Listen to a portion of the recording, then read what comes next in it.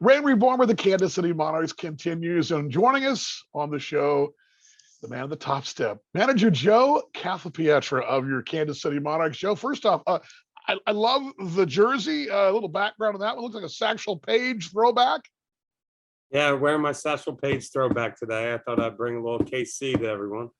Looking good, looking good. Well, things in KC, at least hot stove wise, are going pretty good, I would say. Headline yesterday, later in the day, and of course, may have seen our social media channels. The guy I call the glue, Darnell Sweeney, is inked and ready to go. Got to be fired up to get a guy like Darnell Sweeney back. Yeah, I mean, we were happy. We were happy to get it done, and Darnell's excited to be back, and he's ready to go. I call him the glue. He's one of those glue guys. I mean, he just seems to. That's the best way I describe him. What makes Darnell Sweeney so special as a ball player? Well, he's steady. Every day, you know what you're going to get with him on and off the field. He's a family man off the field. He's steady on the field. He's middle of the lineup guy. So he doesn't like coming out of the lineup, that's for sure. So every day, you know where you're going to pencil him in, and he doesn't come in, the office and want days off. So you know what you're going to get every day from him. Versatility too. You got to have that. We talk a lot about the things you need for your roster makeup, but a guy that's versatile, who also can deliver the kind of production he gets at the plate. You can kind of pencil him in anywhere, can't you? Not anywhere, but you got some places to play him. Yeah, I mean, you can play him. I mean, you can play him third, short, second. You can play him at first. You can play him anywhere in the outfield. I mean, pretty much anywhere on the baseball field. So he is that kind of guy. And when you have a limited roster, you could put him anywhere. On any given day. He's that kind of guy. Emmanuel Isabel homered his first pitch he saw at Legends Field. He also was a headliner week before, I guess Valentine's Day present for the fans. Got a power bat right there, a guy that delivered in such a short sample size. Walk us through that signing, just how big that was for the roster. Well, when we picked him up last year, he was that bat. We did not think that he was going to make the contact that he did when we acquired him. We knew the power was going to be there. The contact was a question mark. He made more contact than we thought, So when the contact was there with the power, that was a surprise, a pleasant surprise. So then we were like, whoa, we have something here. We have a guy that could hit, for some average with power. And, when you hit 10 home runs in a month's period of time, that's producing some stuff. So we're happy to have him back, and we're going to put him out there and see what happens. Now, the roster as it's currently constructed, I did a little piece, I guess it was Valentine's Day. I did a little video montage on my social media channels. I put highlights of Yan Hernandez and Emmanuel Isabel together. I was rubbing my hands together like, boy, that's delicious. If they both get the lineup card, that could be bombs away, sir. Are you pretty fired up to have those guys in your? I mean, talk about a lineup that's fierce. Just those two bats alone.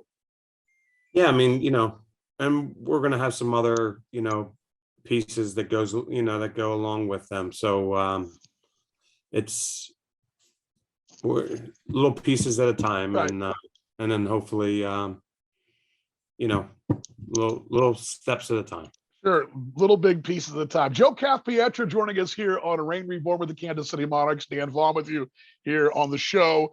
Where are we? I mean, we're tail end of February. Are you ahead of your pace you'd like to be at? Do you like where you're sitting? I know you, and I'm asking this from a fan perspective, so I kind of know what you're going to say. But I want to hear from a fan's perspective. Are we ahead of the game? We behind? Where are you as far as putting this thing together going into May? Yeah, I don't think we're ahead or behind. I think, we're right where we're at. It's just we take it as it comes. That's how really, that's how we like to work. We take it as it comes, and today's the 23rd or 24th of May, whatever it might be, and today's a new day and we're going to go at it today and see what, rocks are unturned and, see what happens, and we'll move forward to tomorrow. Some of those rocks aren't playing. The big league guys who would be in big league camp now, a big league camp not going on, the minor league camps going on. Have you seen that affect you as you're going about doing your procurement? Have you seen this whole, because there's some of those guys that may have been fringe guys who are in the big league camp who you might be looking at down the road, they're not getting the opportunity, or are they? Have you seen this work stoppage affect your work? Well, I think some guys are on hold. I think there is a little pause, and there might be some people, some players out there, some agents that are still wondering, when this whole thing gets started, that their players, their clients are going to get a job, with an affiliate. So, things aren't rolling at a normal cycle. So you are correct in that. So it's a little different right now. So again, to answer your first question, it's just every day is just a new day. So we're just taking it day by day and letting everything just take its course, and we'll just see how it all plays out. That voice is Kansas City Monarchs manager Joe Calfapietra. Dan Vaughn with you here on Rain Reborn with the Kansas City Monarchs. The trade for Gunnar, or that you sent Gunnar Groen to the to, I believe it was New Jersey, not New Jersey, it was Sussex County. Not so much him in particular, but a young guy like that. We talk about chasing major league dreams. You want to see guys go to the affiliate ranks, but a guy like that, a rookie. What goes into the thinking to move a rookie like that? Because I know those are valuable pieces. On a trade situation, what are you looking for to make a good trade? Yeah, just with him, we have some good rookies on our roster right now. He's a good young arm. I don't want to bring him in to Kansas City and knowing we have a stockpile of good young arms. I'm just looking out for his career right now. I want to try to really put him in the best spot possible for him to get an opportunity to go out there and be able to perform. And I just don't see it at this time in Kansas City. So in Sussex County is a good spot for him. It's going to give him an opportunity, hopefully, to showcase his abilities. At this moment, might not be the best spot for him right now. So it's going to give him that opportunity to, and who knows, down the line, Sure, the kid might, be able to prosper by this move. a couple more things to Joe Calfapietra here on Rain Reborn. I've asked you this several times, and I'm asking this again from the fans' perspective. Again, you don't go about putting things together in a certain order. I mean, if there's a guy, you go for the best player out there. With that being said, is there anybody out there, not anybody, but a certain type of player you're looking for right now that, or are you just, what comes your way? Yeah, just the best player, really. If really an impact guy, if he happens to be a pitcher, position player, if he happens to be an outfielder, infielder, it really doesn't matter at this point. It's early enough in the stage of the game that, we're looking for impact and high quality players. You got some guys back too, pitching wise, Dylan Baker, for example, Keem Bostic, Eric Stout. You've got some arms, some depth. There's some guys that know the program. First part of the question is exciting to have those arms. And number two, are you seeing now guys that are now coming back who just believe in this program? Yeah, I mean, it's nice when guys move on and then they need a place to come back, and then it's like a no question for them. It's not, well, I'm not looking here or there. It's just, why would I go anywhere else? So it makes it that part of it makes it nice. So it makes it nice in the clubhouse too. It's just it's building nicely at this moment. So we're all happy. Yeah, you kind of take my next question, but it's exciting for me. I mean, as a broadcaster, as fan, whatever you want to call me, to see the pieces come together. I know you're excited too. A couple fun questions here. I had John West on the show last week or 2 weeks ago, and he was raving about you. And I want you to. He was talking about the story about how when you got hired in KC, he reached out to you kind of out of the blue and wasn't sure that. The way the story was telling me, he just basically just shot you the email saying, "Hey, I'm here." Well, he John, called me. He yeah, called tell me about me, the and he John was a West story. little pushy. He was a little pushy at first.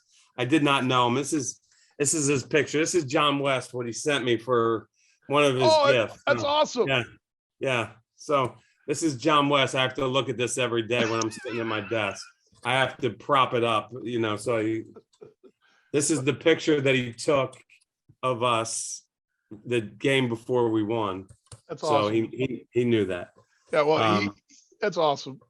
Yeah, so he calls me and he says, I'm the clubhouse guy, but also I like to be on the field and I hit fungos, but I'm not pushing you to hire me. So I'm like, oh geez, this guy's a clubhouse guy and he wants it fungos, but obviously we met and it's history now. How much we all fell in love, and we just have a great situation. So I didn't know what I was getting into when I got there. Give a shout out to Chris Brown. He told me about how wonderful these guys were, and and Bill Sobey and Frank White and the staff that was in place, but it was a match made in heaven when I got there, and like I said, we all fell in love, and I'm so happy and that we're all together, and then obviously Mike is with us now, and right. And you can't have a better person than him, and we're so grateful to have him a part of the staff now, and you can't imagine what we have going on in the room. So that part of it is just incredible. Two more things with Joe Calfapietra here on Rain Reborn. Dan Vaughn with you. It's February. It's cold here in Texas, cold in KC, cold just about everywhere. I get a little nostalgic around this time. I start to miss those drives. The summertime, we're driving on a Sunday from point A to point B, and John and I talked about this. Do you start to kind of about this time tap the toes and miss the gang, miss the family, miss the baseball family? Yeah, I mean, it's every day. It's every day. It's when it's every day. It's baseball's your life, so it's every day. That's what you work for, to put everything together to get back on the baseball field, to put a winning product, to make everyone happy again, and hope that you could put us in position to win the whole thing again. Final thing with Joe Calfapietra, what is a daily off-season day for you? I mean, I know you do other things. You're not just sitting in the office looking at John's picture, but what does Joe Calfapietra's off-season routine do besides look at John West's picture? God forbid.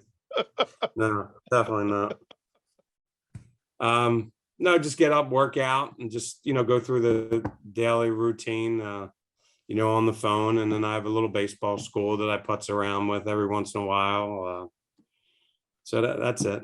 So nothing special. Nothing too exciting. It sounds like a great off season. Joe, I appreciate your time as always with the fans. Love hearing from you. I'm looking forward to seeing your smiling face in less than 100 days. I'm 90 some odd days, huh? Yeah, it's awesome. Let's get going. Let's get going. There he is, Joe Calfapietra, right there on Rain Reborn.